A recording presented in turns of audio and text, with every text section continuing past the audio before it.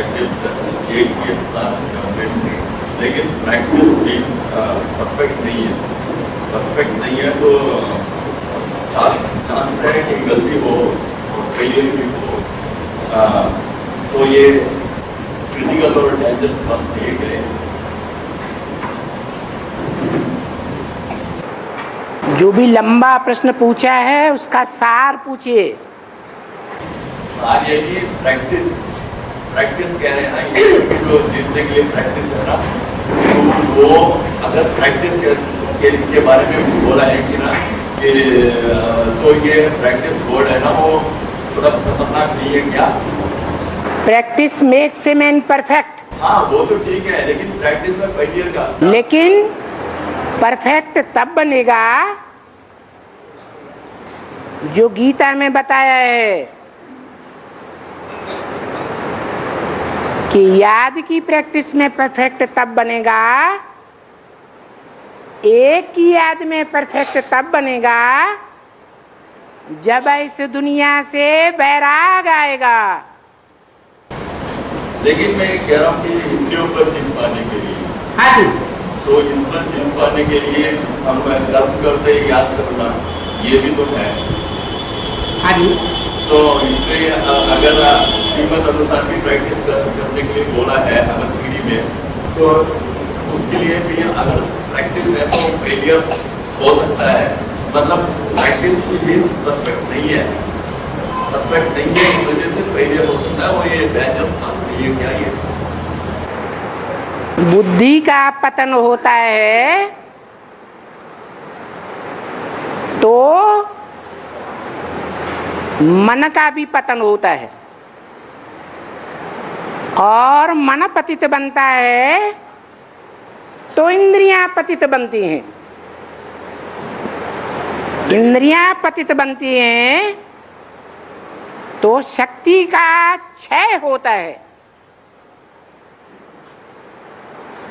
और शक्ति का क्षय होने से क्षीणता आती है। मूल बात क्या हुई? जो गीता में बताया है, उद्धरेत आत्मा आत्मानम नात्मानम अवसादयेत। उत्हरेत, उत माने ऊपर, हरेत माने हरण करके ले जाए। किसको? ज्योति बिंदु आत्मा को। ज्योति बिंदु आत्मा को हरण करके ऊपर ले जाए, ऊंची स्टेज में ले जाए। उद्धरेत आत्मा आत्मानम, मना किसके द्वारा ले जाए? मन बुद्धि रूपी आत्मा के द्वारा ज्योति बिंदु आत्मा को ऊपर ले जाना चाहिए कर्म करते हुए। ये प्रैक्टिस करनी है। नात्मानम अवसादयेत, आत्मा को नीचे न गिरने दे। ज्योति बिंदु आत्मा को लगातार ऊपर उठाता चला जाए। ये प्रैक्टिस करनी है। और प्रैक्टिस किसकी पक्की होगी? प्रैक्टिस उसकी पक्की होगी जो सदैव ईश्वरीय सेवा में लगा होगा।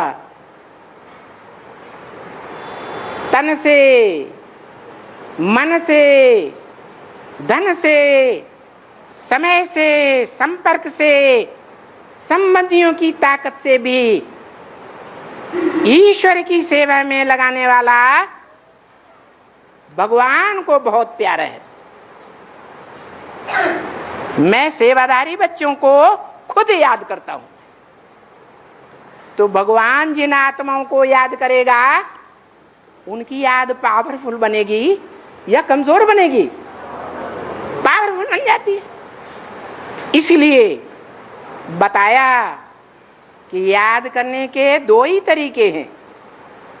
एक तो बार बार प्रैक्टिस करे, क्या? आत्मा को ऊपर ले जाने की। क्योंकि 63 जन्मों से कामेंद्रिय का सुख लेने की जबरदस्त आदत पड़ी हुई है, और उस आदत में मन बुद्धि रूपी आत्मा जो है वो देह के अंगों को ही याद करती रही। स्त्री ने देह के अंगों को याद किया तो अंतमते सोगते पुरुष बन जाती है, और पुरुष स्त्री के उस अंग को याद करता है जीवन भर तो अंतमते सोगते हो जाती है।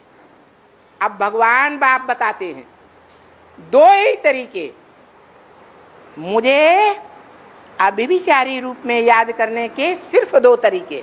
क्या?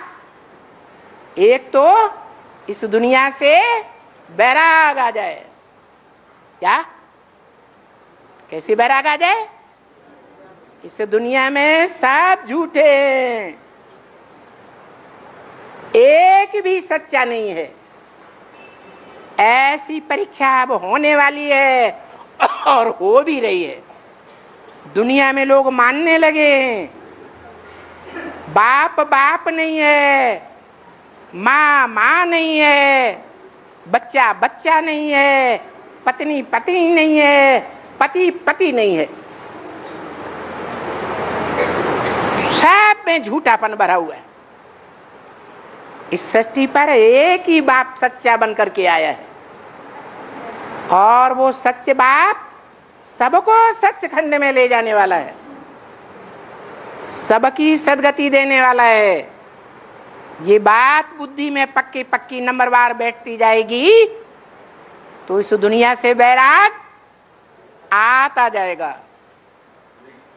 और बैराग आएगा तो एक में बुद्धि लगेगी। लेकिन बुद्धि तक तो प्योरिटी पहुंच जाती है ज्ञान और प्रैक्टिस से तो, लेकिन इंद्रिया तक तो मतलब दृष्टि तक भी पहुंच जाती है, लेकिन उसके बाद तो उसी में ही प्रॉब्लम होती है। मतलब ये क्या मतलब मन बुद्धि भी बन जाता है तो, लेकिन इंद्रिया नहीं बन पाती। इंद्रियां नहीं बन पाती हैं, इसीलिए तो बोला भले इंद्रियाणि परान्या हो, इंद्रियां बड़ी प्रबल है, लेकिन इंद्रियेभ्यः परम मन, इंद्रियों से भी प्रबल मन है, और मन से भी प्रबल है बुद्धि है। मनसस्तु प्राबुद्धि, बुद्धि माने तीसरा नेत्र।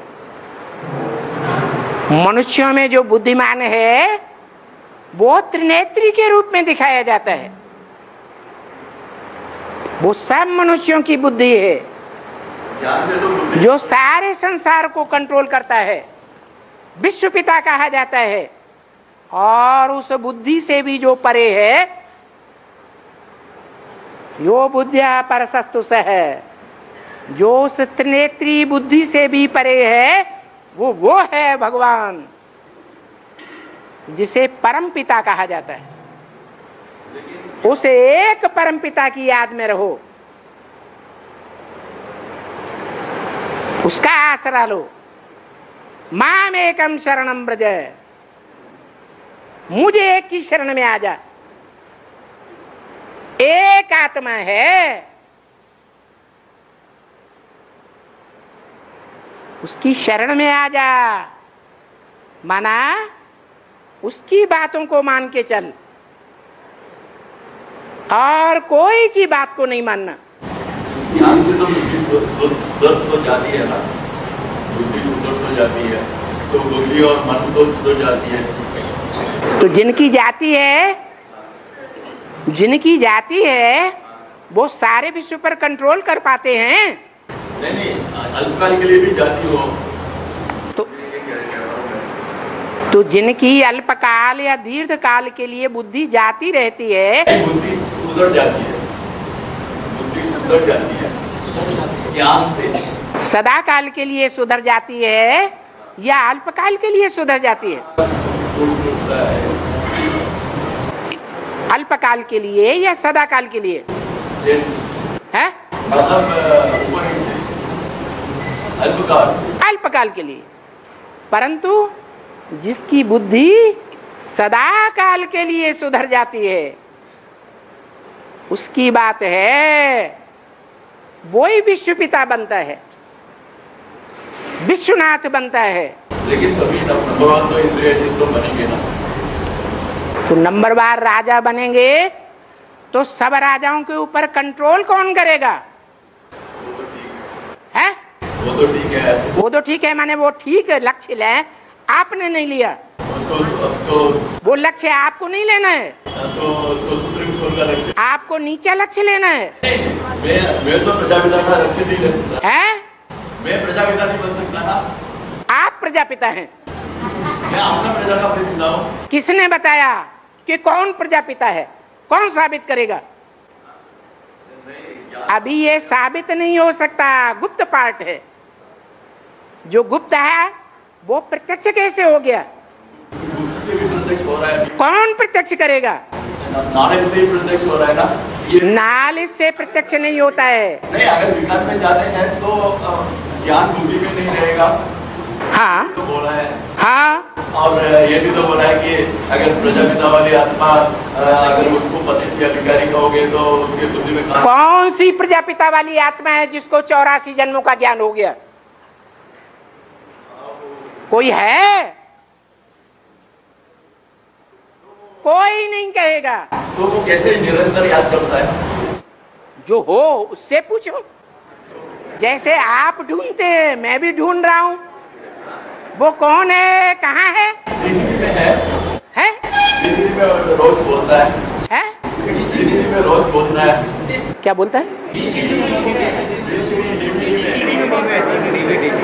ऐसे तो दुनिया में बड़े बड़े गुरु हुए, बड़े बड़े महात्माएं हुए, बड़े बड़े धर्म पिताएं हुए, जिन्होंने लाखों की पब्लिक के लिए बीच में सब स्पीच दी। उससे कुछ नहीं होता है, उससे कोई परिवर्तन नहीं होता है। परिवर्तन उससे होगा जिसको जो आंख से देखे, जो कान से 2 शब्द भी सुने, उसकी बुद्धि में सदा काल के लिए बैठ जाए कि मेरा भगवान बाप आ गया। तो शिव बाबा, तो भगवान या शिव बाबा उसी को कहेंगे कि राम वाली सोल जो निराकारी स्टेज पे है उसी को ही भगवान कहेंगे। कोई है ही नहीं। नहीं, अभी नहीं है, तब जब भी होगा तब गा गा गा गा गा गा, ये भविष्यवेत्ता आप ही हैं। नहीं, भविष्यवेत्ता नहीं, अभी भी बाबा ने बोला है कि अभी भी कभी निराकार है तब शिव बाबा, जब साकार एक सीढ़ी में बोला है कि जब साकार है तो उसको बकरा कहेंगे, जब निराकार है तो उसको शिव बाबा कहेंगे, बोला है। माने शिव बाबा बहुरूपिया है। नहीं, शिव बाबा मतलब राम की सोल को ही शिव बाबा। वो तो दुनिया वाले कहते हैं कि शिव बाबा बहुरूपिया है। जो ज्ञानी बच्चे हैं उनके लिए तो एक ही रूप है, निराकारी, निर्विकारी, निरहंकारी, और वो अभी प्रत्यक्ष नहीं हुआ है। इसलिए जो प्रत्यक्ष नहीं है उसको हम खुद भी नहीं समझ सकते। कभी निश्चय आता है, कभी अनिश्चय आता है। इससे साबित होता है कि हमने खुद भी नहीं पहचाना है। जय जानो ते देव जनाई, और जानत तुम्हें तुम्हें हुई जाई। तो हम सब भगवान बन जाएंगे सब जान गए तो। इसलिए वो एक यही बताता है, मन मना भव, मेरे मन में समा जा। जैसे सागर से एक चुल्लू पानी उठाया, उस एक चुल्लू में से एक बूंद उठाया, वो एक बूंद चुल्लू में डाल दो,